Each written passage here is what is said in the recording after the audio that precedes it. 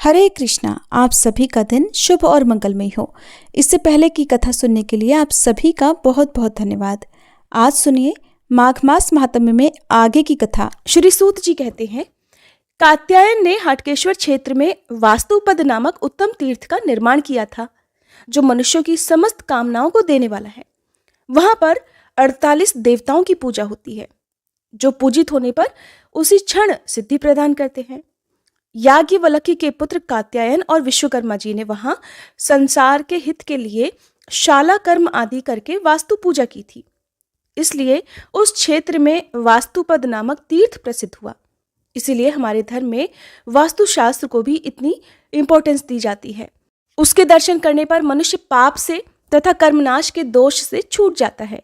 घर में जो शिला, कुत्सित पद और कुवास्तु जनित दोष होते हैं, अर्थात जो वास्तु दोष घर में होते हैं, वे उस तीर्थ के दर्शन से मिट जाते हैं। यानी कि घर में चाहे कैसा भी वास्तु दोष क्यों ना हो, अगर व्यक्ति सच्चे मन से उस तीर्थ के दर्शन करता है तो उसके वो सभी दोष मिट जाते हैं। वैशाख शुक्ल तृतीया को रोहिणी नक्षत्र में महात्मा कात्यायन ने उस वास्तु पद की प्रतिष्ठा की थी। इसलिए वैसा समय आने पर जो भी मनुष्य उस विधि से वास्तु पद की पूजा करता है वह राजा होता है। शिल्प आदि की दृष्टि से दोषयुक्त और उपद्रवपूर्ण घर को पाकर भी मनुष्य यदि उस तीर्थ का संयोग प्राप्त कर ले तो उसी दिन से उसके घर में सुख शांति छा जाती है। यानी कि इन सभी तीर्थों में स्नान करने का या उनके दर्शन करने का जो महत्व बताया गया है, वो एक विशेष संयोग में, एक विशेष शुभ मुहूर्त में ही आपको करना चाहिए, तभी उसके फल की प्राप्ति होती है। श्री सूत जी कहते हैं, हे ब्रह्म ऋषियों, जिस समय सर्वलोक हितकारी राजा अजापाल राज्य करते थे, उस समय संपूर्ण व्याधियां उनके यहाँ बकरी के रूप में रहती थीं। व्याधियां अर्थात बीमारियां। उनको अपने अधीन सुरक्षित रखने के कारण ही वे अजापाल कहलाते थे और वे उन सभी बकरियों को रात में ले आकर एक स्थान पर रख देते थे। इसलिए उन अजाओं का अर्थात उन बकरियों का आश्रय स्थान अजाग्रह के नाम से प्रसिद्ध हुआ। हाटकेश्वर क्षेत्र में अजाग्रह नामक जो तीर्थ है, वह दर्शन करने पर धरती के सभी मनुष्यों के पापों का नाश करने वाला है। हे विप्रवरों, उस क्षेत्र में एक समय कोई तपस्वी रूपधारी ब्राह्मण आया और तीर्थ यात्रा के प्रसंग से रात में वहां ठहरा। उसने उस अजावृंद को निर्भय बैठा देखकर यह अनुमान किया कि यहाँ निश्चय ही कोई मनुष्य रहता होगा, नहीं तो रात को इस वन में रक्षक से रहित पशु भला कैसे टिक सकते हैं। वो रक्षक कहीं से आता ही होगा, इसलिए मैं भी निर्भय होकर यहीं रहूंगा। इस प्रकार विचारते हुए वह तपस्वी ब्राह्मण वहीं सो गया। सोते सोते उसकी सारी रात बीत गई। सोकर उठने पर वह बहुत थकासा हो गया। सवेरा होने पर जब उसने अपने शरीर की ओर देखा तो उसने अपने आप को कोढ़ आदि रोगों से घिरा पाया। उस स्थान से एक कदम भी कहीं और जाने की शक्ति उसमें नहीं रह गई थी। उन भयंकर रोगों से युक्त होकर अब वह सोचने लगा कि क्या कारण है, मेरा शरीर अचानक ऐसा हो गया। इतने में ही वहां एक तेजस्वी पुरुष आए। उन्होंने उस अजायूथ को तरह तरह नामों से पुकारा और बाएं हाथ में डंडा लेकर सबको चराने के लिए ले चला। इसी समय उनकी दृष्टि भय और रोगों से घिरे हुए उस ब्राह्मण पर पड़ गई, जो कहीं भी आने जाने में असमर्थ था। तब राजा ने बड़े आदर से पूछा, हे ब्राह्मण देवता, आप कौन हो जो इस दशा में इस स्थान पर आए हो? मेरे राज्य में तो कहीं किसी को भी किसी भी प्रकार का कोई रोग ही नहीं है। आपने भी मेरा नाम तो सुना ही होगा। मैं ही राजा अज हूं। लोगों के हित के लिए मैं सभी रोगों को अजा के रूप में एकत्र करके उनकी रखवाली किया करता हूं। आपके शरीर में जो रोग है उसे बताओ, जिससे मैं उस रोग को भी बांध लूं। ब्राह्मण ने कहा, राजन, मैं तो तीर्थ यात्रा में तत्पर होकर समस्त भूमंडल पर भ्रमण करता हूं। क्रमशः घूमता हुआ इस हाटकेश्वर क्षेत्र में आया हूं। इन पशुओं को देखकर यहाँ किसी भी मनुष्य के स्थित होने की संभावना करके रात में मैं यहीं इनके पास ही सो गया था। सवेरा होने पर जब अपने शरीर की ओर देखा तो यह कोढ़ आदि रोगों से घिरा हुआ था। हे राजन, ऐसा होने का क्या कारण है, इसे मैं तो ठीक ठीक नहीं समझ सका। अब जिस प्रकार मेरा शरीर निरोगी हो जाए वह उपाय करो। तब राजा अजापाल ने उन रोगों से कहा, किसने मेरी आज्ञा भंग की है? तब वो सभी रोग जो उन ब्राह्मण देवता के शरीर में प्रवेश कर गए थे कहने लगे, राजन, इस काम में आप हम लोगों पर क्रोध ना करें। इस ब्राह्मण के शरीर में राजयक्षमा, कोढ़ और खुजली, इन तीनों रोगों का आवेश हुआ है। और ये तीनों ही संसर्गज रोग हैं, अर्थात संक्रमण से फैलने वाले रोग हैं। इनमें से प्रथम तो दो रोग जो अमिट हैं, जो कभी नाश ही नहीं हो सकते, कभी खत्म नहीं हो सकते, इन दोनों के लिए ब्रह्मा जी का शाप है, जिससे इनकी निवृत्ति नहीं होती। अतः इस विषय में आपको जो भी ठीक लगे वो करो। इस ब्राह्मण ने स्वयं ही इन तीनों अजाओं अर्थात रोगों का स्पर्श कर लिया था। यानी कि वहां पर जितनी भी बकरियां थी वो सभी रोगों के नाम पर थीं। जितनी भी बीमारियां होती हैं उन सभी के नाम पर वहां पर उन बकरियों को लाया गया था। ये 3 रोगों वाली बकरियों को जब ब्राह्मण ने छू लिया था तब उन्हें इस प्रकार का रोग हो गया था। इसलिए वे रोग कहने लगे कि अतः जब तक इसका शरीर रहेगा वे 2 रोग तो अवश्य ही बने रहेंगे। कौन से 2 रोग? राजयक्षमा और कोढ़। राजयक्षमा टीबी को कहते हैं, टीबी की जो बीमारी हो जाती है, और दूसरा कोढ़, जिसके बारे में सभी लोग जानते हैं। रोगों की ये बात सुनकर राजा अजापाल वहीं ठहर गए। फिर ब्राह्मण से कहने लगे, हे ब्राह्मण देवता, आपको भय नहीं करना चाहिए। इस भयंकर रोग से मैं तुम्हारी रक्षा करूंगा। ऐसा कहकर राजा ने फिर बहुत भारी तपस्या की। वे भक्ति पूर्वक दिन रात उस क्षेत्र की देवी की आराधना करने लगे। मुंड, अथर्वशीर्ष, क्षेत्रपाल सूक्त तथा वास्तु सूक्त के मंत्रों द्वारा देवी की स्तुति करते हुए सरसों, लाल फूल, गुग्गल और धूप की आहुति देते थे। उसके बाद नील रुद्र का विशेष रूप से जप किया करते थे। एक समय जब रात हो रही थी, उनके होम कुंड से मंत्रों द्वारा आकृष्ट हुई उस क्षेत्र की देवी धरती फोड़कर प्रकट होकर बोली, राजन, मैं इस क्षेत्र की अधिष्ठात्री देवी हूँ। इस होम के प्रभाव से तुम पर प्रसन्न होकर मैं पृथ्वी से निकली हूँ। महाभाग, तुम्हारा जो कार्य हो उसे बताओ, मैं पूर्ण करूंगी। आप में से बहुत से लोग जानते होंगे कि हर क्षेत्र के देवी देवता होते हैं जिनकी पूजा बहुत विधि विधान से की जाती है। क्षेत्रपाल होते हैं, ग्राम देवता होते हैं जिनका पूजन यदि हम करने में भूल जाएं, जिन्हें किसी भी शुभ अवसर पर यदि हम भूल जाते हैं तो कहते हैं उस गांव पर, उस क्षेत्र पर बड़ा भारी संकट आ जाता है। अब वो संकट चाहे किसी भी रूप में क्यों ना हो। ये सारी प्रथाएं, ये सारे पूजन आपको गांव में जरूर देखने को मिल जाते होंगे। अगर आप भी इस बारे में जानते होंगे तो हो सके मुझे जरूर बताइएगा। देवी की बात सुनकर राजा कहने लगे, देवी, आप सदा इसी स्थान पर निवास करो जिससे रोगों के संसर्ग जनित दोष इस भूमि से विदा हो जाएं और ये ब्राह्मण देवता जैसे भी रोग मुक्त हो वैसा उपाय कीजिए। तब क्षेत्र देवी बोली, राजन, इस स्थान को मैंने सभी व्याधियों के दोषों से रहित कर दिया, अर्थात सभी बीमारियों से मुक्त कर दिया।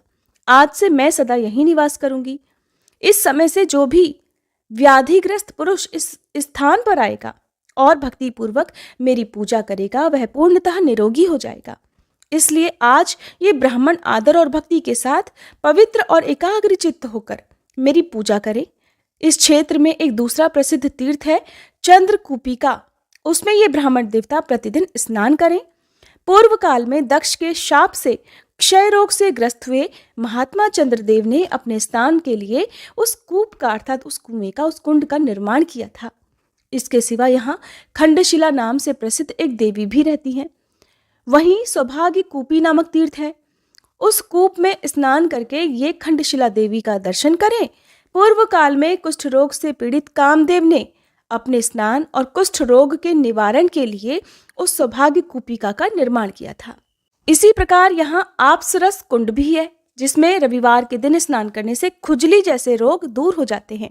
इसके बाद ब्राह्मण देवता ने परम पवित्र चंद्रकूपिका में स्नान करके भक्ति भाव से देवी का पूजन किया। 1 मास तक पूजा करने के बाद वे टीबी की बीमारी से मुक्त हो गए। इसके बाद कामदेव निर्मित सौभाग्य कूपिका का दर्शन और उसमें स्नान करके वे खंडशिला देवी का दर्शन प्रतिदिन करने लगे। 1 मास तक ऐसा करने से उन्हें कुष्ठ रोग से भी मुक्ति मिल गई। उसके बाद रविवार को अप्सराओं के कुंड में स्नान करने से उनकी खुजली भी जाती रही।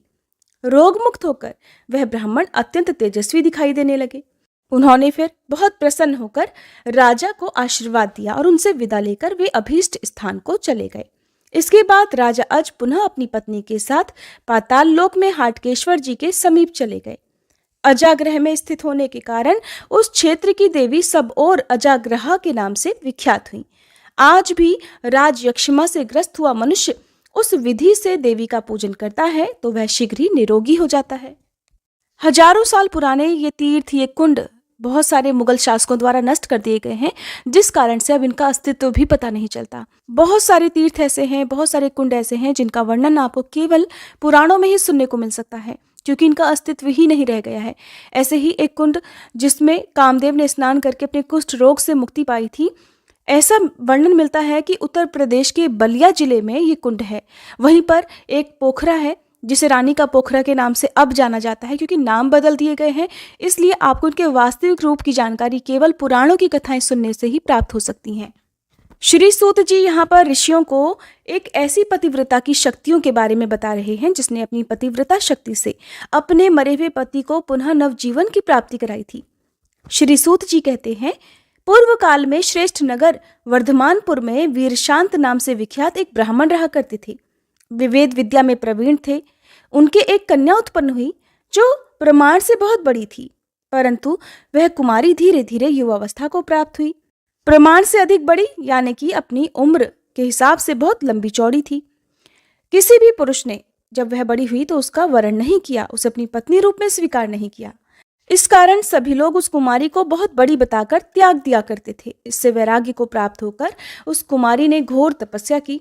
इस प्रकार तपस्या में लीन हुई उस कन्या के समीप राज संपदा उपस्थित हुई। उस समय देवराज इंद्र ने उसे प्रत्यक्ष दर्शन देकर कहा, हे शुभे, तुम कन्यावस्था में ऋतुकाल को प्राप्त हुई हो, इस कारण सदोष हो गई हो, अतः किसी पति का वरण करो जिससे पतिव्रता को प्राप्त होगी। ये सुनकर उस कन्या को बड़ी लज्जा हुई। उसने वर्धमानपुर में जाकर हाथ उठाकर कहा कि अगर कोई कुलीन ब्राह्मण मेरे साथ विवाह करे तो मेरी आधी तपस्या उसकी हो जाएगी और मैं उसका कल्याण करूंगी। ये सुनकर किसी कोढ़ी ब्राह्मण ने उसे बुलाकर कहा कि अगर तू सदा मेरे कहे अनुसार चलेगी तो मैं तुझसे विवाह कर लूंगा। सुनकर कुमारी बोली, हे ब्राह्मण, तुम शास्त्रोक्त विधि से मेरा पाणी ग्रहण करो, मैं तुम्हारी प्रत्येक आज्ञा का पालन करूंगी। इसके बाद ब्राह्मण ने ग्रह सूक्त्रोक्त विधान से देवता अग्नि और गुरु के पास उस कुमारी का पाणी ग्रहण कर लिया, अर्थात उससे विवाह कर लिया। विवाह के बाद दीर्घिका ब्राह्मणी अपने पति से बोली, नाथ आज्ञा दीजिए, इस समय मैं आपकी क्या सेवा करूं।